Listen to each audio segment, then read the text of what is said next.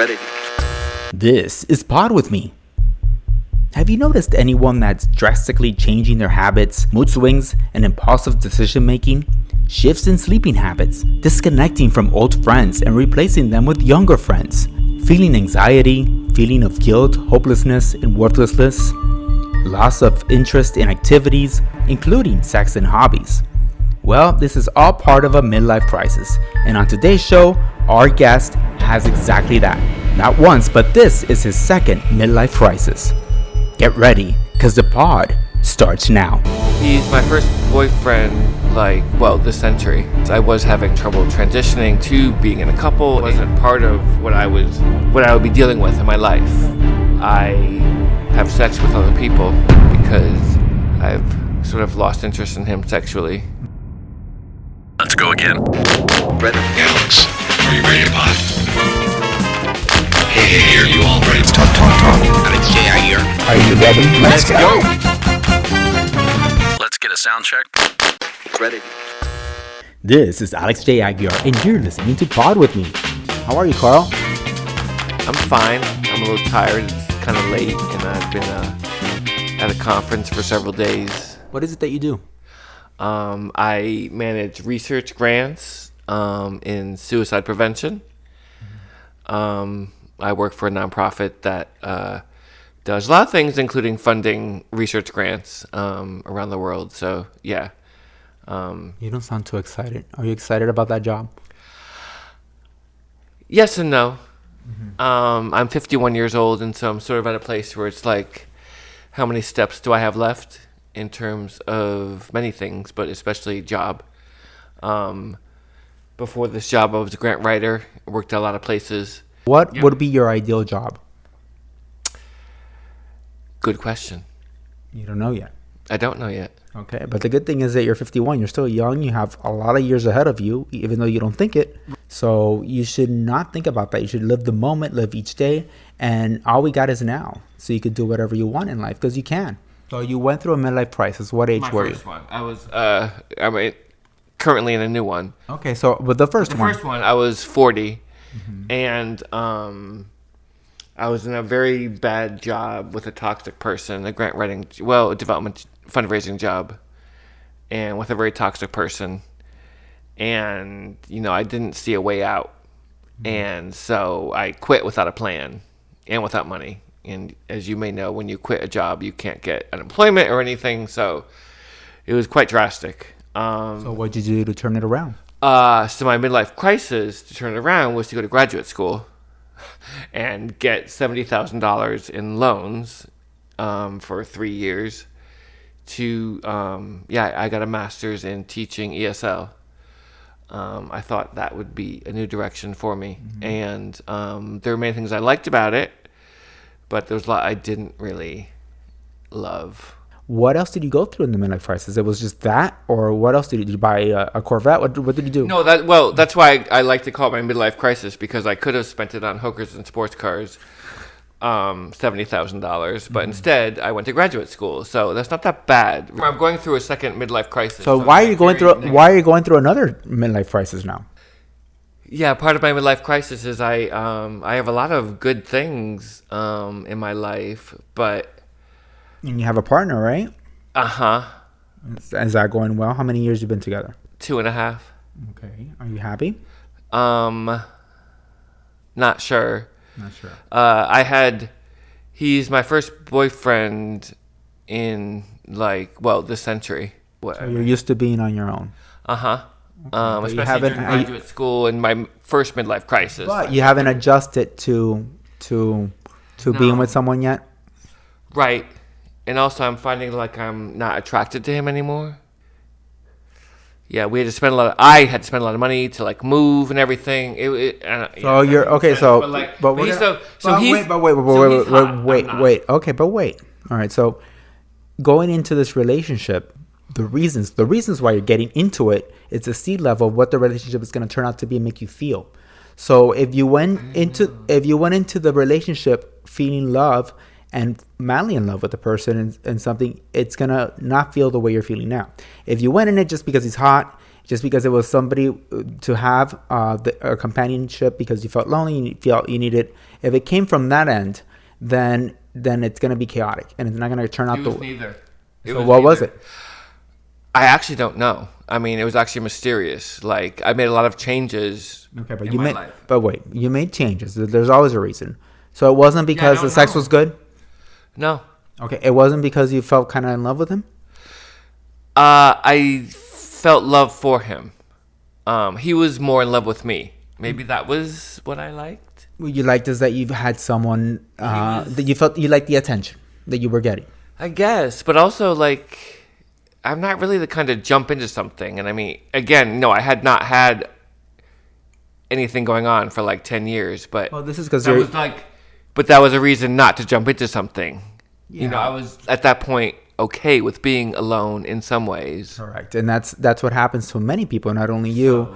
We're so used to being on our own, and the more you're on your own, the more difficult it is to be with someone. Yes. Unless it's that magical, which happens, love from another lifetime that could occur. But if it's not that, and then you get to a point where you say, I got to try something to be with someone, or because of society maybe, or the pressure of having a partner, or no. Okay, so I don't know. Like, I literally don't know. I do care about him. I mean, I made a lot of changes actually to accommodate him. But you have to remember, one of the things that I see that's going on with you, and it happens to many people, it's happened to me with other relationships, is that now you're getting anger because there's things that you are now thinking about that you did not want to change. And now you're stuck in the situation where you did this, you did that, and you did this, and now you're turning it around and blaming the poor kid. He's not a kid. He's 35, so he is younger than me. Another phrase, blaming him. I'm not. Well, you're not. You're not doing it on purpose, but you're not doing it on purpose. But you're. No, I hear you. But you're doing it in your subconscious. You keep your anger will come out in different ways, right? Because it's there. It did. I'm actually past that point. It did. It was bad actually. For a while when I would like text him from the subway, like saying, "Oh my God, this it's so delayed." Blah blah blah. What happened was I would lash out at him about like my commute and stuff, and so after several episodes of that, he was like, "Wow, so I feel like I totally f***ed life." And oh my God, no, that's not true at all. You've really enriched my life a lot. I stopped lashing out in that way. Okay. In what way do you lash out now? So now I don't lash out, but now I have sex with other people because I've sort of lost interest in him sexually, even though he's a lot younger than me and is a former ballet dancer and works out a lot, and so is quite hot. But you don't think you should sit with him and tell him this is what you want to do, and be honest? He opened that conversation actually. Okay. Because he's probably not getting it either, so he wants to do something. Exactly. Okay. And what did you say? I was really freaked out. Yeah, because no, I don't like the idea, and I've been thinking about it. So you want your cake and eat it too. Uh-huh. All right. So remember, not for anything, but remember that whatever you're doing, it's in anything that happens to you later in life, any situation, it's a consequence of whatever you're doing now. So that's why life continues and brings you all these obstacles that you're gonna probably get. So the best thing you can do is always be honest and say what you feel and what you don't know, and just be honest and say, I don't know what I want to do. And that way he knows exactly what's going on, and you don't feel guilty or feel weird, and the ball keeps getting bigger. The chaotic ball, huh? Yeah, since I started fooling around the side 3 weeks, yeah, I have been feeling guilty, and I didn't expect to. Like, I have a friend, a straight friend, female, one of my best friends, who's been in a relationship for like 25 years, and she started cheating with She doesn't feel guilty. She's just like, whatever. And I do feel guilty. And You got to remember that every relationship and every circumstance is different. So maybe there's something that her husband's doing that makes her not feel guilty about it, and where she is now in life, or what she sees, or what she's feeling, and maybe if it was a different type of relationship and she does it, maybe she will feel guilty. So it all depends on what she's going through with her husband, and how she feels about it, and maybe she feels she has the right to do what she's doing. she does. Okay, so that's probably where I thought I did too. Not like a right, like he hasn't done anything wrong to me. What you're going through now, if you want to correct it, honestly, you have to be honest. I know. And it's hard, but you have to bite the bullet. And once you bite the bullet, things get easier. And it's not fair to him for you to do what you're doing, because if you guys came to an agreement and that was the case, then it's fine. No, I've been thinking about it a lot. Your fear. What is the big fear? Our home life is very comfortable. I make a lot more money. He does a lot more housework. So do you feel my bad? My family and friends love him. We have fun together in the sense that we both like going out to eat and drink. It sounds kind of silly, but that's one of the main things that we do together that we enjoy, because we have a lot of differences. He's black, for example. He's a lot younger. His only job until a year or 2 years ago was as a professional dancer. He doesn't even have a college degree, even though he's like very well spoken and very intelligent. So, but I've been trying to like help him with his resume and whatever, and try to. Does he lack ambition? No, not at all. So that's not the case then. No, but it's hard if you don't have even like a college degree to get even like a reception job. I think it's all about the ambition and what you want to do, because things have changed. So what he wants to become is somewhat like me, which is part of our issue is that he currently works like in high-end retail, and so schedule is unpredictable. So he works for a high-end retailer, and even though he's way into fashion and stuff, which I'm totally not into, yeah, but you see, that's the problem. Obviously, you said you don't know if you're in love. When someone's in love, they accept and unconditionally love. No, they unconditionally accept whatever they do, and Yes, and if that makes them happy, it's gonna be happy for you. It doesn't make him happy though. He realized, actually because of me, which I feel kind of good about, like he came to me and said, wow, I realized like it's not really that awesome to help rich people make themselves look better. He's like, I think I want something more fulfilling. Tomorrow, if he like had to get his own apartment, so he can't. So what's holding you back is actually, of course, you care for him. So what's holding you back is his welfare, his how he's gonna live, and what he's gonna do. Part of it, yeah, because. And also, he does take care of me in terms of he takes care of the house.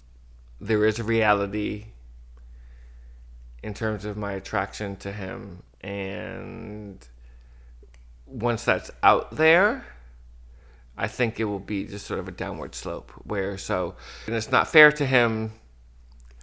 So we should feel free to have sex with other people. Although, when we had that conversation a month ago, I said, if we get to the point, I do not want to know about it, because. So there's rules. There's rules that you can do. You need to be honest with whatever you want to do in life, and tackle the things that feel uncomfortable in order to receive. So, but if you stay in your comfort zone, everything will stay the same, and it'll be like the Twilight Zone, a rerun. The reruns of everything going on. And why does this happen to me again? Why is this happening to me? Well, it's because you're not being realistic. You're not being real, and you are doing things that are not right. Heads up, positive, be happy, approach, welcome the uncomfortableness, because that's what's going to turn things around for you. Got it?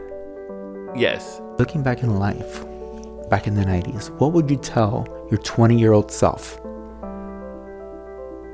if he was right in front of you? I would tell him, you're cuter than you think you are. Invest in Microsoft. Save money, yeah. And run, Forrest, run. Okay. Thank you so much for being on the pod. And one more thing. Don't fall off the pod. For more on Pod With Me, you can go right now to your app stores and download Pod With Me. We have our very own app. And follow us on social media. On Facebook, we're Pod With Me AJA. On Instagram, we're Pod With Me. If you have something important to share and you want to do it on the pod, you can email me at alex@ajacreativemedia.com. That's alex@ajacreativemedia.com. Until next time, don't fall off the pod.